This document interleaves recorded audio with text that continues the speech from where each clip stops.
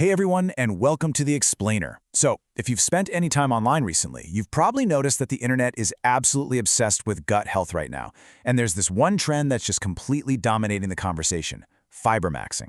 You've probably seen it. Influencers scooping these chalky powders into their water, promising it's like the ultimate biohack for digestion, immunity, weight loss, you name it.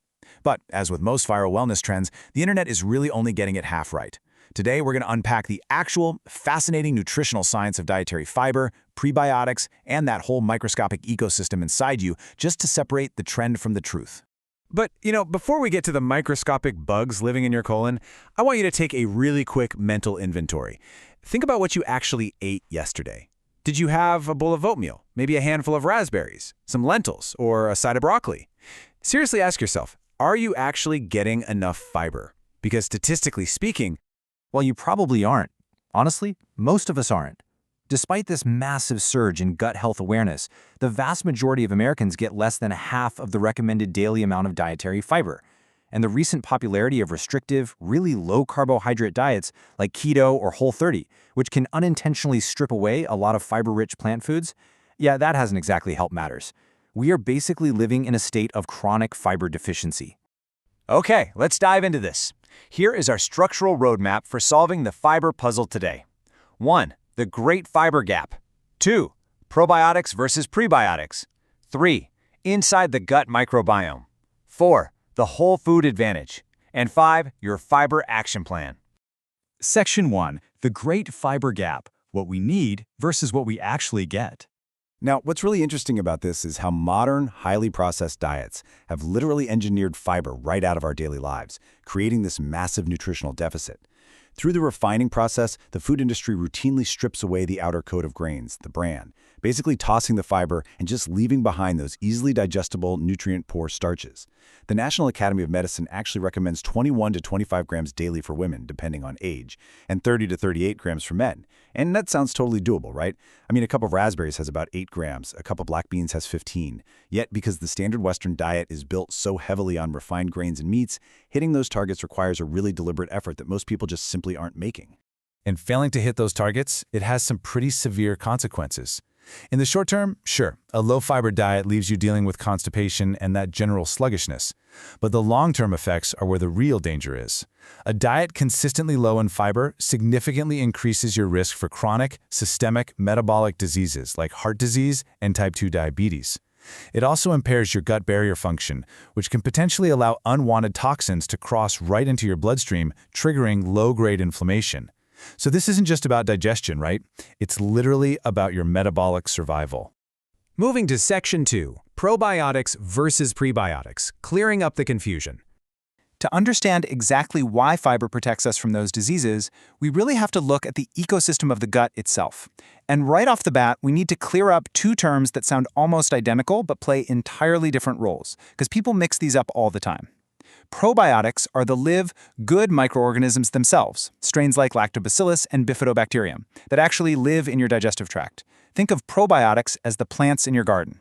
Prebiotics, on the other hand, are the non-digestible carbohydrates and fibers that serve as food for those microorganisms. So prebiotics are the fertilizer, and you absolutely need the fertilizer for the garden to flourish. And here is just a fascinating mechanism. Your body literally lacks the enzymes to break down prebiotic fibers. Whether it's soluble fiber that forms a gel or insoluble fiber that adds bulk, these compounds completely bypass your stomach and your small intestine almost entirely intact. They just aren't meant for you to digest. They travel all the way down to your colon specifically to sustain your microscopic ecosystem. All right, Section 3, Inside the Gut Microbiome, a microscopic ecosystem. So, what exactly happens when those intact prebiotic fibers finally reach their destination in the large intestine? Let's zoom in a bit. There are over 1,000 different species of bacteria residing within your gut microbiome. We're talking trillions of individual microbes. And when prebiotic fibers, like the inulin found in chicory root or the beta-glucans in oats, finally arrive, these primary degraders get straight to work. They ferment these indigestible carbohydrates. And this fermentation process, that is exactly where the real magic of fiber is unlocked. So the crucial point is understanding what that fermentation actually produces: short-chain fatty acids, or SCFAs. When your gut bacteria feast on prebiotics, they release these incredible metabolites like butyrate, acetate, and propionate. And these SCFAs are the true heroes of gut health. They don't just hang out in the colon, they're easily absorbed into your blood, sending these really powerful metabolic signals throughout your entire body. Just look at the macro impact of these microscopic SCFAs. They actively decrease systemic inflammation by modulating your whole immune system. They help lower bad LDL cholesterol. They improve glycemic control and insulin sensitivity, which, as we know, is absolutely vital for preventing type 2 diabetes. They even regulate your appetite by increasing satiety, basically keeping you feeling full. And they actively protect your colon walls, lowering the risk of colorectal cancer. So every single time you eat fiber, you are literally feeding the bugs that manufacture these protective molecules. Section 4. The whole food advantage. Trend versus truth. Okay, now that we understand the science, let's pivot back to that fiber maxing trend. The internet loves a shortcut. And right now, the supposed shortcut is trying to get all these incredible SCFA benefits from isolated powders and pills. But the epidemiological case for real food fiber is just unbelievably strong. There was this massive 2019 meta-analysis published in The Lancet that pulled data from nearly 135 million person-years. That's a staggering amount of data, and it proved beyond a shadow of a doubt that high fiber intake drops all-cause mortality, cardiovascular mortality, and chronic metabolic conditions by 15% to 30%. But the people pushing the fiber maxing trend usually ignore one absolutely critical detail buried in that very paper. I'm going to read this directly. The clinical trials in that review specifically excluded fiber supplement studies. Those benefits were observed in whole food dietary patterns, not in isolated fiber supplements. That is monumental. These chalky lab-made powders just do not replicate the complex matrix of whole plant foods. When you eat an apple or a bowl of lentils, you aren't just getting one isolated fiber, right? You're getting soluble fiber, insoluble fiber, vitamins, minerals, and phytonutrients, and they all work together synergistically. And this brilliantly illustrates the contrast. Your ideal prebiotic whole foods, things like chicory root, dandelion greens, onions, garlic, oats, apples, beans, and legumes, these are the complex matrices your microbiome actually evolved to ferment. Compare that to the refined sources pushed by wellness influencers, psyllium pills, lab-made cellulose, processed extracts. Now sure, a doctor might recommend these supplements for specific acute conditions like severe constipation, but they simply do not provide the broad-spectrum cardiovascular and metabolic protection that real whole foods do.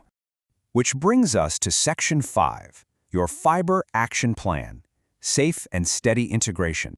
Let's move to the practical stuff and see how this builds into a routine you can actually use, so you can get the benefits of high-fiber whole food nutrition without causing a total rebellion in your digestive tract. Step 1, start slow. Just increase your intake gradually over a few weeks. Step 2, make simple swaps. Ensure at least half your grains are whole grains, like brown rice or bulgur, and really learn to love legumes. Just toss some beans into your soups and salads. Step 3, drink plenty of water. Soluble fiber basically acts like a sponge, and without water, it just can't do its job. And I literally cannot stress that start slow part enough. Your microbiome needs time to build up the enzymatic machinery required to ferment all these new foods. If you rush into a high-fiber diet overnight, or try to fiber max by chugging 3 scoops of powder, your gut bacteria will quite literally throw a massive party, and you are going to be the one suffering the hangover. We're talking severe gas, really painful bloating, cramping, or in extreme cases where you aren't drinking enough water, even a blocked intestine. Treat your gut ecosystem with a little respect and just let it adjust naturally. So that brings us to our final thought for this explainer. The science here is incredibly clear. Dietary fiber isn't just about digestion, it is the fundamental fuel for an ecosystem that regulates your heart, your blood sugar, and your immune system. But there are no shortcuts to this biology. So the next time you want to fix your gut and truly protect your long-term health, will you reach for an isolated trendy pill, or will you reach for a plant? The choice is entirely yours.